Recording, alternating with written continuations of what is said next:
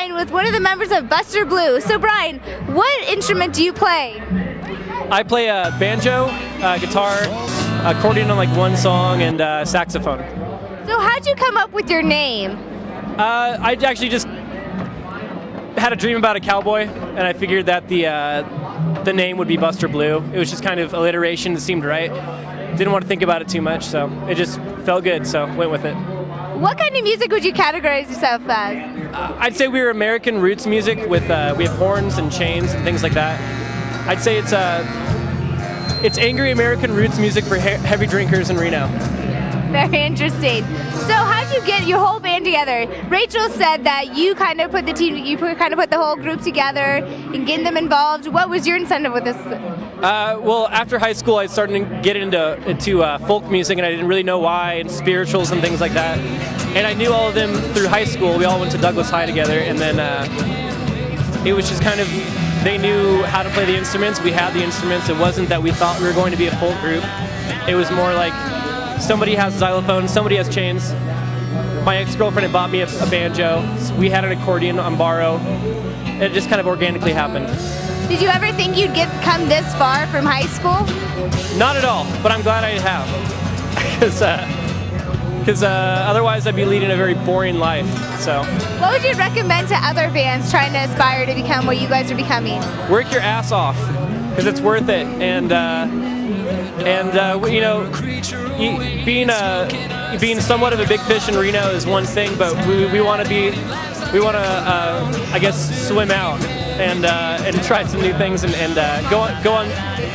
Exactly. We want to go out and really expand. So more than trying to be the biggest band in Reno, we kind of want to work really hard to become like hometown heroes eventually. Okay, so if people want to purchase your music, can they do so, and where, and how much? They can purchase our first record called This Beer Grows for Freedom. You can get it on cdbaby.com. You can go to any of our shows.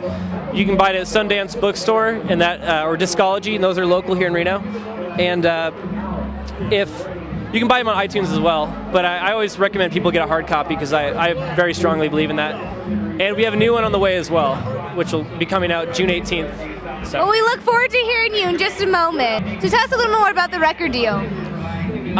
The new record is called When the Silver's Gone. It was recorded at Piper's Opera House in the dead of winter in January, and we found a set of songs that work really well together. It's a little bit of a concept record. We got a set of chains from Johnny Cash's estate to use on the record, and it's our people who produced the record, Zach Gertis. Zach works at St. James Infirmary. He's the general manager there. And his friend Kevin Bosley, he's an engineer that recently worked with Rick Rubin on records like the new Ava Brothers record, and he also worked on the new Go-Go Bordello record. And they both worked on the last At the Drive-In record. Those guys are very experienced engineers and producers, and they've helped us a lot come from where we were to where we want to be.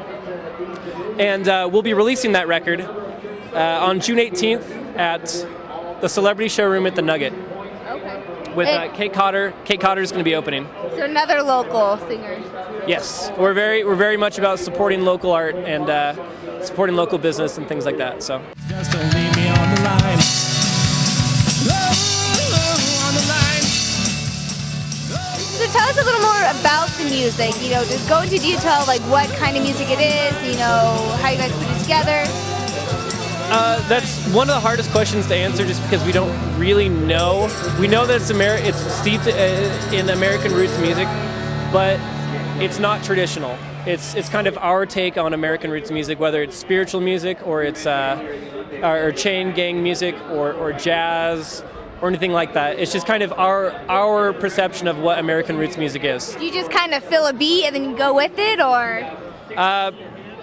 What do you mean? Meaning like, so you're feeling a music, you know, you're starting to play something on your banjo, yeah. And then you're just playing around and all of a sudden you're like, okay, I can go with this. Usually what happens is either Andy or I come with a song and we say, this is kind of what I was thinking, this is the type of feel we're going for, and you know, at the very first, both of us are pretty vindictive about the way we want it to sound, but once we get the basic sound, we grow from there, and everyone experiments, everyone writes parts. And, you know, if Andy writes a song, I'll do a lot of the arrangement on it. If I write a song, he'll do a lot of the arrangement on it. He and I are both half and half on it. I mean, like, I started the band, but at this point, he and I are very much a team as far as the music. So you're so much more of a collective group. Very much collective, yeah. But lovely them say, how do you do? How do you do, Mr. Jones? How do you do? When we're playing live, I think very much the goal is to connect with people. I think we look out into the crowd and at least for my sake, I find the person in the back of the room or the back of the field or whatever we're playing and make it my goal to connect with them as much as possible and make it meaningful for them. The main goal for us live is to make an experience for people. How do you make that connection? Yelling, mostly. No, angriness, no. Just trying to we make music that it's important to us, and it's very, it's moving to us, the songwriters, so we're trying to push that feeling onto other people.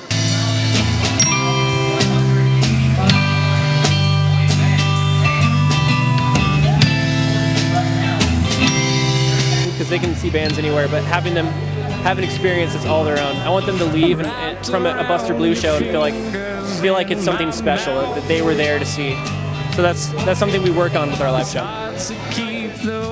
The CD was actually recorded, like I said, at Piper's Opera House, and it was the first CD ever recorded there. And it was a great experience. We had, if you listen to the record, again, the record's called When the Silver's Gone.